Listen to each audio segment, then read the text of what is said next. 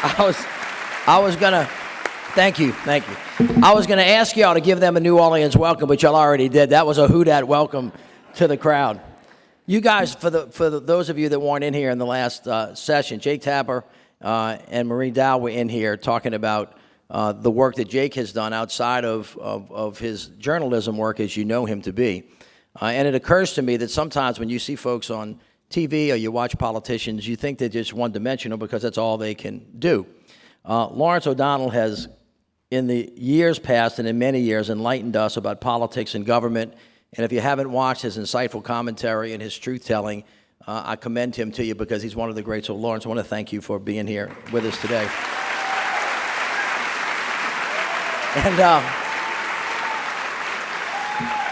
Stacey doesn't need an introduction, but let me just say this. There are very few times in your life when you run into a person that can capture lightning in a bottle. And when Stacey started her courageous political career in Georgia, and then became a voice for so many of us in America, especially those of us from the South, that understand this idea that diversity is a strength, not a weakness, and that our ability to find common ground is really our superpower. She's been one of the great leaders, and that's how you've seen her. But she is also a person that has a wide breadth of incredible talents, not the least of which is the beautiful work that she does in writing. She's here to talk to us about that today and maybe other things, because I don't know what Lawrence completely has in store for us. But my guess is that you're going to enjoy this thoroughly. So, Stacey, thank you so much. Lawrence, thank you. You guys have a great session. It is always a thrill for me to be in New Orleans, where I have been coming really my whole life to visit my cousin Philip LePere, who's right here, and countless other members of that gigantic clan who I'll be seeing through the course of this weekend. And in our discussion, I now get to cheat and look at my phone, because I want to begin with a line from the New York Times rave review of this book by Stacey Abrams, Rogue Justice. Let me say the title again, Rogue Justice. The Times says, Abrams excels at showing how power and the desire for revenge can twist people into the worst versions of themselves. Now, this is fiction. This is a novel. And I'm wondering about your artistic process in this. Do you begin with big thoughts like that, thematic ideas like how the power and desire for revenge can twist people into the worst versions of themselves? Is that the kind of thing that's in your head when you're walking around before you sit down to write? Or is it plot and character, and how does it begin? So the answer is yes. So it depends. With Rogue Justice, I wanted to tell a story about someone who, on her face, seemed villainous, but what led to that villainy? What led to someone who had pledged herself to our nation's protection going through the process that she went through? And I wanted to juxtapose her with Avery Keene, who was my heroine from the first book and is now my business partner, apparently. And so, in Avery's first book, it was about how do you take action when you don't have power. And the thought was born of a plot idea. So in the very first book, the plot idea was what happens when a Supreme Court justice cannot do their job because the Constitution does not actually account for that. And you know this better than most, that you've got the ability to unelect someone if they're in Congress and the ability to impeach or use the 25th Amendment on a president. But the inability of a Supreme Court justice or any federal judge to simply not do their job is just not covered. You have to commit high crimes and misdemeanors. So that was a plot-driven story. This one was more thematic. And so from that theme of what turns someone against their principles, I then had to find a plot to make that story real. And what always drives me is a question of who are the characters and what do we know when we see a character, and then what do we learn when we read a story about a character? So I was thinking before I read the book that, this is a great refuge from the present, is Stacey Stacey gets to spend her creative writing time during the day in this fictional world, unpoisoned by all the madness of our real world, and then you read the book. And, and it turns out I start to recognize characters right away from the present.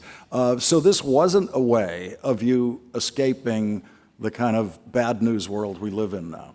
No. I don't want to say it this way, but there is no escape. So I will say, the very first novel, While Justice Sleeps, which preceded Rogue Justice, was written between 2008 and 2010.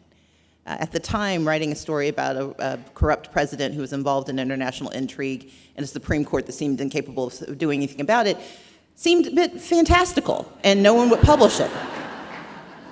And so it wasn't until 2019, 2020 that anyone believed in the book. But for me, the through line, and I think we both know this about our political world, there are archetypes. And it doesn't really matter what year you're in, what decade, or what dimension of ideology you're in.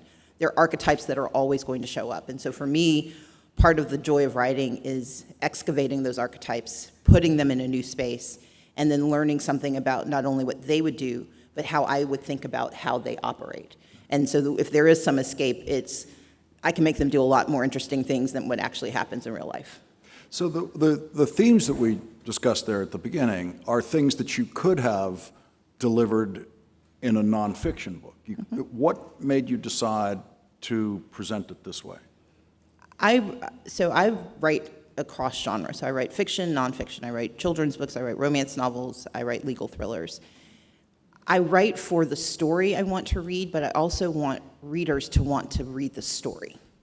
And I find that it's not quite Mary Poppins, but the spoonful of sugar idea. There are things we need to know that we don't necessarily know we want to learn about, or we don't know how to enter the conversation. So if you're walking past the bookshelves, you're not going to pick up a book about the electrical grid and cybersecurity. That's probably not the thing that's on your mind that day. But you will if somebody's going to die, so you'll pick up the book. And so for me, part of the point of entry is that fiction gives me an opportunity to explore real topics and real themes, but with the distance of a story and with the comfort that I can come and go as I need to, but that every time I'm there, I'm learning something, but it doesn't feel like broccoli. Yeah. So my fiction writing career has been limited entirely to television drama. And one of the mercifully little noticed things in my TV drama writing history was a show about the Supreme Court that lasted a season with James Garner playing the Chief Justice. It was at a moment in Hollywood where the West Wing had been successful, the first show of its kind, and so every network was looking for what can they do. And ABC chose to go to the Supreme Court with Sally Field playing Supreme Court Justice. That show literally lasted 3 episodes. And then CBS was doing their version, Supreme Court. And what I didn't say to anyone involved in both of those shows, both of whom made me an offer, and I desperately needed the money, so I went with Jim Garner's show. What I didn't say to anyone at the time was, I can't think of a single dramatic thing that happens at the Supreme Court, like not one. But the audience figured that out really quickly on both of those shows. And so, which is a preamble to, Stacey, you're writing a dramatic novel, and you say, okay, let's begin in the Supreme Court. That's like beginning in the Library of Congress. It's like, how could that possibly have been the launching pad for this drama? That's what I marvel at in reading it. It's just astonishingly, it is, as Bloomberg reviewer says, absolutely riveting. And you're in the most difficult place in the world to be absolutely riveting in my fiction writing experience. I'm a tax attorney by training, so I learned early on how to make really boring things exciting. So I think the story, so actually I remember the show because it was Maverick and the Flying Nun doing a, yeah. So I'm like, I was sold. I watched all 3 episodes. I'm not joking. I watch an inordinate amount of television, and I did know that was part of your IMDb because, Oh, okay. yeah. Can I insert a parenthetical footnote here? Sally Field was brilliant in the show. She's just wonderful. Jim Garner was fantastic. And it was the writing that could not sustain the drama. It was the writers failed. I liked the show.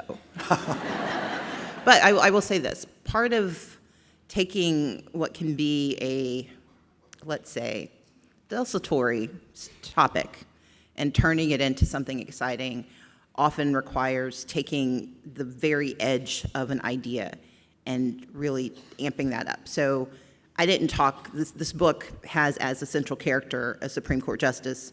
So the first one, While Justice Sleeps, the Supreme Court justice is in a coma for most of the book. I mean, he shows up, but he permeates the entire story.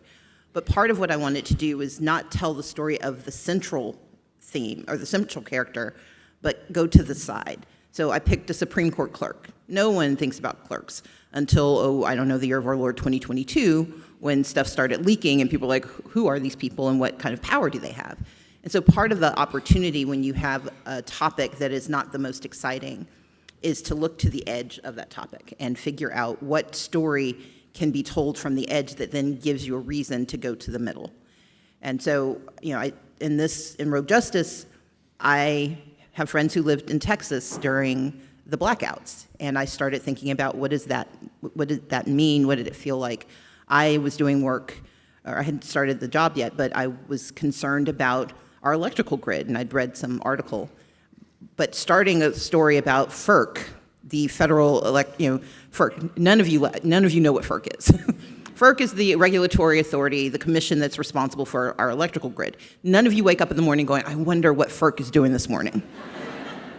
But if you kill somebody, suddenly you're like, ooh, what's going on at FERC? And so for me, it's taking topics that can be very either esoteric or just deathly boring and really focusing on the death part. And then you can create, or the near death, or how do you create a sense of risk that feels both realistic and just remote enough that it's not going to happen tomorrow, but realistic enough that it could happen and you're a little afraid that maybe it did and somebody didn't tell you.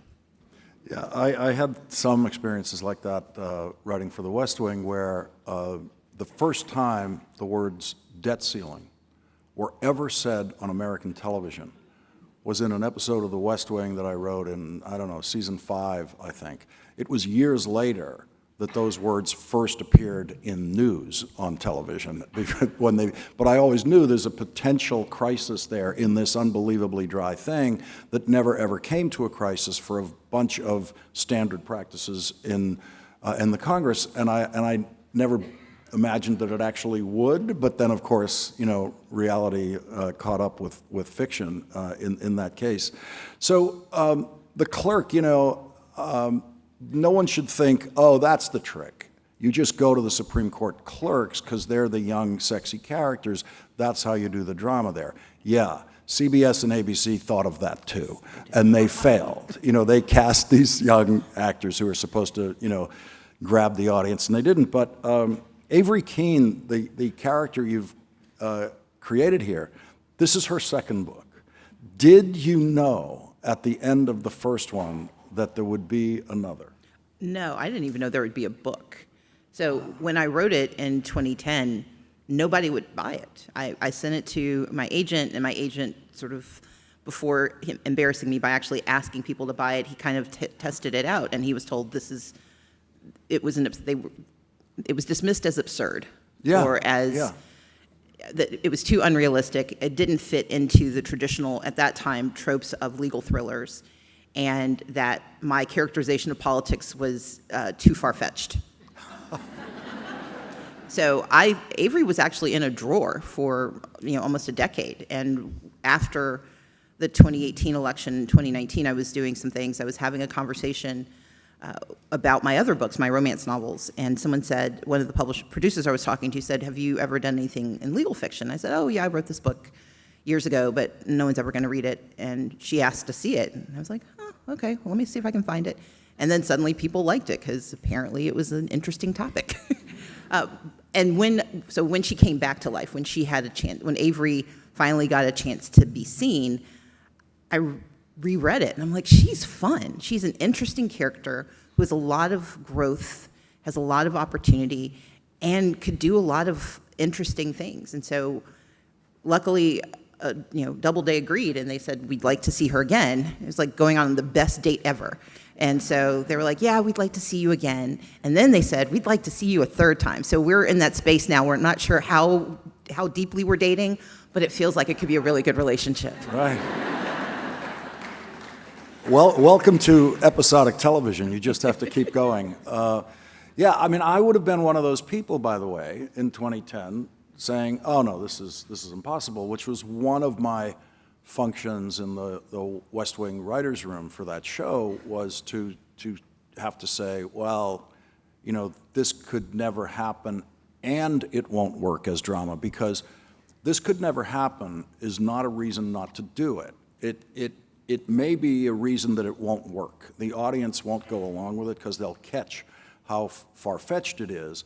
And my rule for that became, after the first couple of days, thinking that about every single thing that every writer suggested, I thought, well, wait a minute, this is a group of about 8 really smart people. They read the New York Times every day. They think this is possible.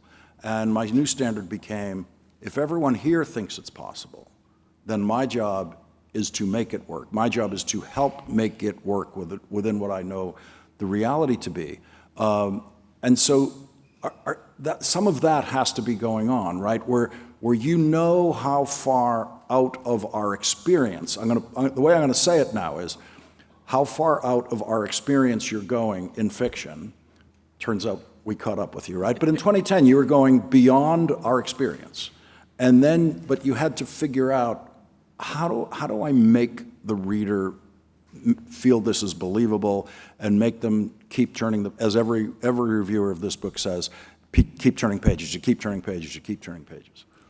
So one of the critiques I get about my books, some people get concerned about how many characters and how many acronyms.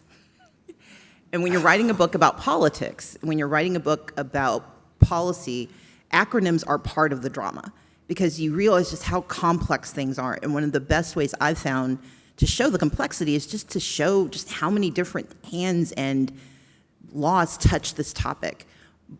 I also try to make sure I write from a position not of authority, but of respect. Like, I don't know what I'm talking about. I do not have a background in cybersecurity or in the electrical grid. Wait a minute. I know. Everything I know about cybersecurity is in this book. Well, and that's what I want you to. And so I know you're being both facetious and complimentary, which I appreciate both, actually. And so, but part of it is I dive deep. I want to make sure I know enough that when you're reading it, you feel like you know enough. And so the acronyms help anchor you in a bit of the tedium of what this is. The details, and someone was annoyed by all the details about about the electrical grid, but someone who actually worked at FERC, I met someone somewhere, and he was like, I've never read anyone who knew about my agency. And I'm like, yeah, I spent a lot of time on your website. I spent a lot of time reading. I listened to podcasts for about 4 months just on, I'm afraid of the world now. I read I was about the dark web and about like, how do you destroy the world through cyber crimes? I'm a good person and I won't ever use my new skills, but I spent a lot of time trying to figure out how this works. And by doing so, you create space for the reader. You know it's on the edge. You want them to feel like, one, you know what you're talking about, but two, that they can know about it when they're done. They don't have to feel like experts, but for me as a writer, my job is to make you feel like you don't feel lost, that you may not feel familiar, but you're not lost. And I think it's that tension that you're trying to always establish. And that's what good television does. It's what good writing does. It brings you into a space where you didn't expect to be, and you're not eager to leave yet. And if you do start to think you want to leave, let me make sure there's some dramatic moment that makes you stay for at least another 10 pages.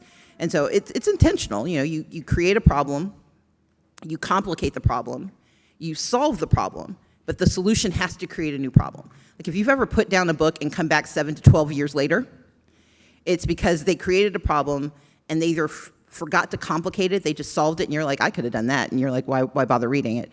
Or they keep complicating it, but they never solve anything, and so you think, you're too dumb for me to read this book. But the books you love are the ones where they create the problem, they create this complication that makes you realize that something more is happening than you expected. They create a solution to at least some portion of the problem, but the solution they've created creates a new problem, and you can't put the book down because now you have to figure out what's going on there.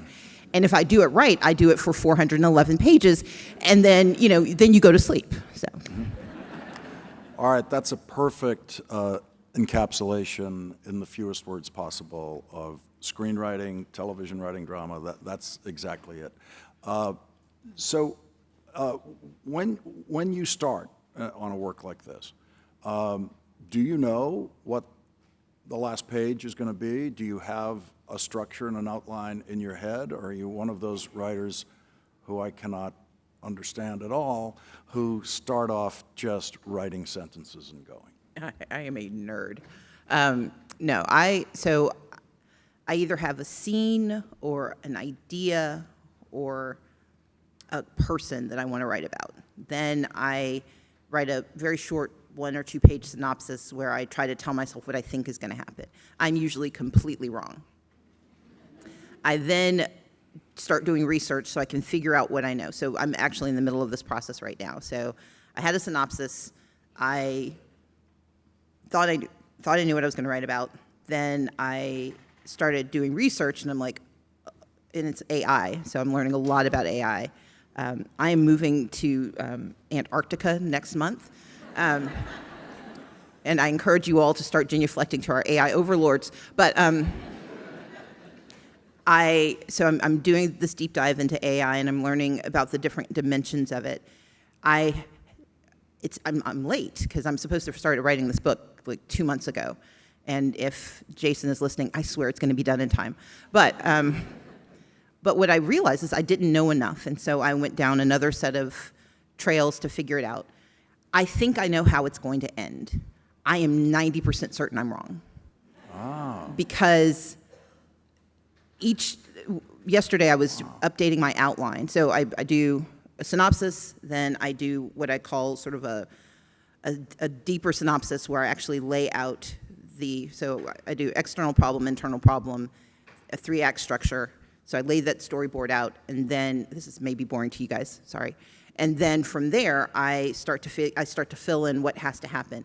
I actually lay out my chapters in pretty intentional detail. They never do what I think they're going to do. But at least I'm lying to myself early on about what I think I'm going to get. And if something goes awry, if something deviates, I can figure out how I got there and at least give myself a roadmap. If my GPS has sent me astray, I'm like, do I like this new place where I am, or do I need to figure out how to get back to where I was? I wish I knew how the book would end. I wish I knew what my characters were going to do. Avery does stuff. I'm like, how did you learn that? And then I'm like, well, and my sister, one of my sisters laughed at me. She's like, Stacey, you made her up. Mm-hmm. And this has been true for characters whenever I write characters. They would do things I didn't expect or in ways I didn't anticipate. And they were like, well, I'm like, I don't know why she did it. I got to figure it. She hasn't told me yet. So, it's slightly disconcerting. But eventually they'll reveal their truths to me, and I will either accept them or I won't, and I may write it down for them, I may not. So that's the story writing. Yeah. A couple of times I had a sort of mechanical assignment as a television writer, where my job was to get these 2 actors in the room together. And the story that we were in was really difficult to get these 2 actors in the room together. One assignment of that sort was on The West Wing, to get Alan Alda and Martin Sheen in the room together. It was really tricky to do, given what their jobs were. Another one, I had to get Alan Alda and Jimmy Smits in the room together, and that's difficult because they're running against each other for president. Another show, I had another assignment like that. And on each one of them, I actually had the feeling of, well, I know what he would say. And I had no idea what he would say, like absolutely no idea. And you get into the room, you get them in the room, and I write the part where I know what he's going to say. And for weeks I felt like, well, he has nothing to say, he has nothing to say. And I'd be walking around in circles in my house, and that character would start to talk, and it didn't feel like I was writing that. And it gets, don't listen to this because it's a little spooky. It's really just writers can talk about this. You start to sound really freaky when you start talking about where that comes from. Okay, so I'm going to just tell you how much I love his writing. So when you got Alan Alda and Martin Sheen, it was when Alan Alda had to admit that he didn't go to church, and you got Martin Sheen to use. Jed talked about his faith and how Alan Alda's character didn't have to use his faith as a crutch, and that scene sticks with me because of how deftly you put these two very disparate characters who in politics would never have a reason to connect in that space. And then your Jimmy Smits and Alan Alda when they left the briefcase behind and they had to be in the storeroom picking up the briefcase. So you did really well. Good job. Wow. But in each of the, so I tell you, I watch a lot of TV. But in each of those spaces, you had done enough with each character, and I think this is part of the writing process. You had done enough with each character that what seemed contrived on paper made sense because of how well you had crafted the characters. It made sense that Jed would reach out to someone he was ideologically opposed to because his faith was implicated, and the way he thought about his faith, and if you go back to, I think it's season 1, when he confronts the radio host about her, pretense about her political, I think it's on sex ed. But anyway, it's been a consistent through line for Jed's character to defend his faith, but also to say his faith should not be used for political ends.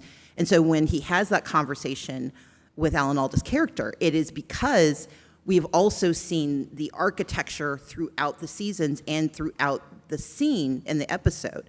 You do the same thing with Jimmy Smits. Jimmy Smits, who is a bristly character, who is not quite certain he deserves to have what he has. He wants it, and he's going to fight for it. And he's juxtaposed against this guy who looks like what a president's supposed to look like. And the fact that he has to defend a part of his family, you've made enough of a story, a narrative thread, so that when they come together in this unexpected way that looks like it shouldn't happen, a good writer makes you think like that was inevitable. And you did that in both places. We have just spent a couple of minutes off the subject of, Sorry. of Rogue Justice by Stacey Abrams. The West Wing's streaming somewhere. You can find it. But yeah, it's about building the room around them in a way that everything that happens inside it feels more convincing because of what you've constructed. And you do that in here in every scene. You begin in this high-tech office, kind of place I've never been, right? And on page 1, I'm there. I feel like I'm there. The behavior makes sense to me, and the weird behavior, in this place. And that's the author's grip. That's the authority is what the author is supposed to have, and that authority is the thing that you are believing in, and that's why you're staying with the author. And some people have the author's grip and others don't. And if you don't feel the author's grip, you turn off the show in 7 minutes. You stop reading the book early on because you're not in that grip. And you sound very conscious of maintaining that grip with the way you're talking about the actual plot developments. Make sure something happens here that makes them want to turn the page. I think it's that, and the reason I waxed on so long about what you did is that part of this story is that I needed to write a character a book ago who, when she did things in this book, it may have evolved from where she started, but it was consistent with who she is. The most frustrating characters, the most frustrating stories, it's when a writer makes the character do something to solve the problem, not to solve the person. And so when you read characters who just frustrate you because you're like, well, you wouldn't do that. Readers know, because you've spent time, you've lived in this character in their mind. And when a writer takes what I think is it's not easy, but when there's a convenience to just making it happen, for me, good writing you have to be able to show your work. And that means you have to have a consistency to a character. It doesn't mean the character can't make mistakes, they can't do stupid things, they can't take flights of fancy, but there has to be a through line. And that's why I love those two examples in your writing, and I try to replicate it in my writing. Anytime a character does something, I want you might be surprised by the action, but you shouldn't be surprised by the character. And I find uneven writing or shows I don't watch anymore when a character makes a decision that is inconsistent with who you told me they would be. They may do something, but as long as I know why they did it, I can stick with you. But if you did it because you needed to move to the next scene, or because you didn't know how to there's a whole show about how you just didn't know how you were going to end it, and so you just did stupid stuff with a lot of characters. I don't know if there are any games that I can talk about from this throne,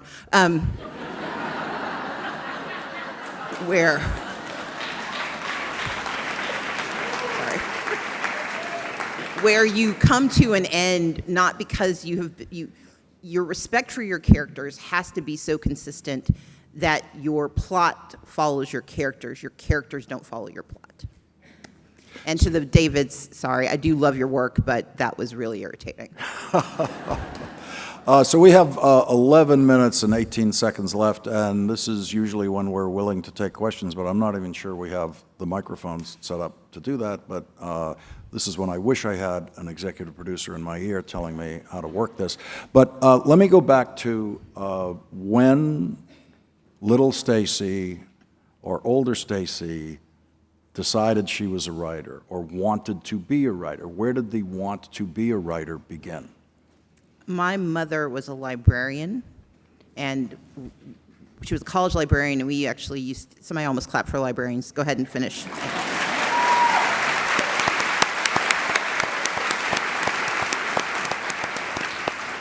So my mother's a librarian, but my family was broke, so we didn't have daycare. So we went to a daycare center on the college campus, but the daycare closed before my mom got off of work, before my dad got off of work, so I would literally sleep in the stacks. So I would sleep surrounded by books. I learned to read very young because my older sister got tired of reading to me, and so she taught me to read, so I would leave her alone. And then my dad used to tell us these really fantastical stories. So for me, storytelling is sort of an innate part of who I am. Learning to write let me start to write those stories down. When you're a kid and you tell stories, you're a liar unless you can write it down. Like if you just say it out loud, like that didn't happen. But if you write it down, you're like, oh, you're a writer. I'm like, oh. Yeah, that's a loophole I had not understood. And so I don't remember not wanting to be a writer. I wrote my first novel-ish, novella is the better term, when I was 12. It was called A Diary of Angst. My mom had it bound for me for Christmas a few years ago. I was a very angst-ridden child. Wait, what was it about? It was about a misunderstood 13-year-old who was facing the travails of growing up, and no one understood her, especially her parents. And there was a boy, and he was terrible, and there was a best friend who betrayed her. It was very, very complicated. Okay, so nothing autobiographical Nothing at all. at all. Yeah. But for me, writing was always a part of who I am, and I've written in different mediums and different genres, but I love the ability to share a vision or an idea and to give people the space to take it in themselves and to do with it what they will, and that's, for me, the most important part of writing novels. I can tell you what I think you're going to get from the book. I am always surprised, perplexed, and pleased by what people actually take from it. There's someone who did a summary of my very first book. Actually, he's making some money on Amazon from it, summarizing While Justice Sleeps. And I read it. I was like, I said that? I did that? I'm like, I am real smart. That wasn't my intention, but that's what this writer got out of it. And for me, that's a great moment when what you put out into the world ends up being more than you expected. and sticks with people in ways you didn't anticipate.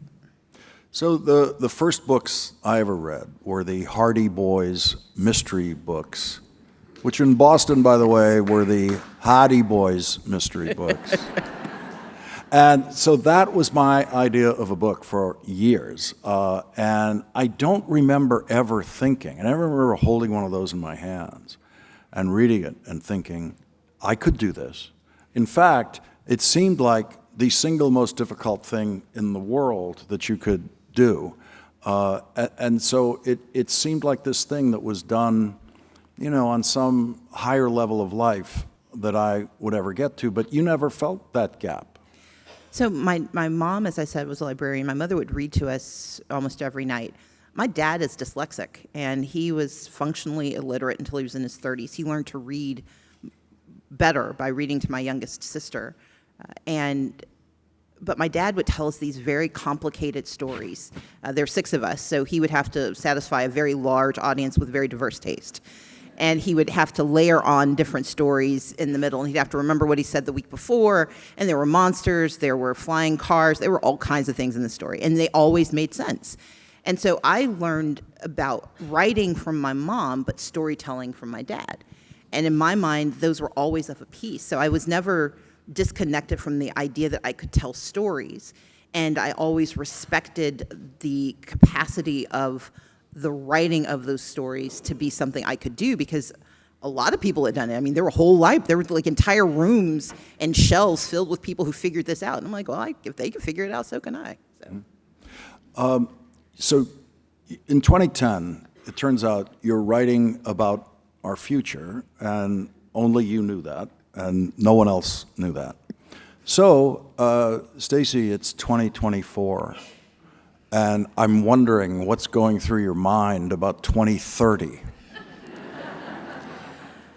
So I am writing about AI for a reason. I am writing about artificial intelligence, artificial generative intelligence, data sets. So when we think about what AI can tell us, the question we don't ask often enough in the public domain is, where did they get the information? So it's not spontaneously created. There are people around the world who scrape data, who have to tag and look at images and look at information and tell us what that information means. What if they get it wrong? You then put it in a computer, and then what does the computer do with it? And then what does the human with that computer do with that information? And now that I've terrified you, look out for book 3 from Right. in the Avery Keene series. Right.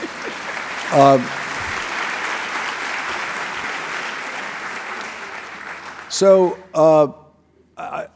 on weekends, I take my weekends very seriously, which means, and this is absolutely true, I consume absolutely no news whatsoever.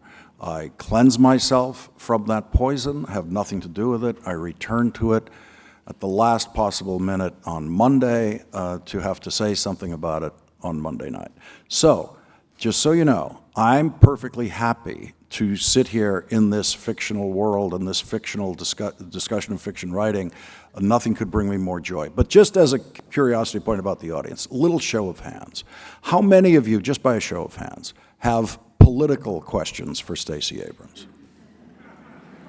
All right. So, to satisfy that section of this discussion, what do you think the campaign year holds for us, and what can you tell us about what's possible in the crucial state of Georgia in this campaign year? Okay. So we've heard it in dribs and drabs, but this is a super year for elections. I think it's about 50 plus elections happening around the world. So there have been sort of 3 waves of democracy where democratic states either prove that they are democratic or fall to authoritarianism. And so one piece I would remind us of is that we are not in this alone, and what we do matters elsewhere, but also what happens elsewhere matters to us. So when you're not on your weekends, make sure you're watching the other elections that are happening. Russia right now is in the middle of its 3-day election. We just had Viktor Orban in this country, who is an authoritarian who happens to be elected in Hungary. but every single continent that has a democracy on it is holding elections this year. And so we have to recognize there is a fragility to democracy that is not remote, it is real, and it is here. And we can see that it's here because we are having similar conversations to what's happening in other nations. So the first is that while the US is exceptional when it comes to protecting democracy, the fragility of democracy, we don't have an exception from having a fragile democracy. That then leads to the second, which is that this is going to take work. You guys kind of know where I stand on it. But this is less about partisanship and more about patriotism. Patriotism says that we have to defend the right to vote. And that doesn't simply mean that it's on paper. It means that we are doing everything in our power to ensure that our fellow citizens know they have power. We tend to concentrate that power to ourselves and disdain those who don't understand that they have it, or we blame them for not using it. And my belief is that their failure to use it is a failure of systemic issues, not a failure of personal beliefs. Because there's rarely voter apathy, there is most often voter despair. And we wouldn't look at someone in despair and say, oh, you did it to yourself. We would say, let me think about how I can help you. And so I want us to enter this year, this election year, from a posture of how can I help? How can I help you understand? How can I help you access? How can I defend you against those who would stop you? And how can I amplify you so your voice is actually heard? It may not work. You may not get what you want, but you should at least feel emboldened to say it. Georgia...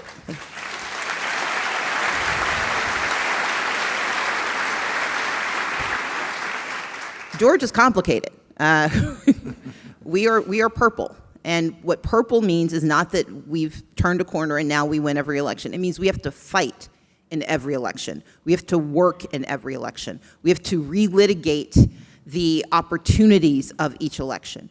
And we have to recognize that anyone who didn't win the last election, who still has power, wants to get that power back, and they want to aggregate that power. And so if you have friends in Georgia, tell them to watch what's happening, because there have been bills that were offered to limit their access to elections. We are not done with voter suppression in Georgia or anywhere in the country. We are not done with intentional disinformation about what's to come.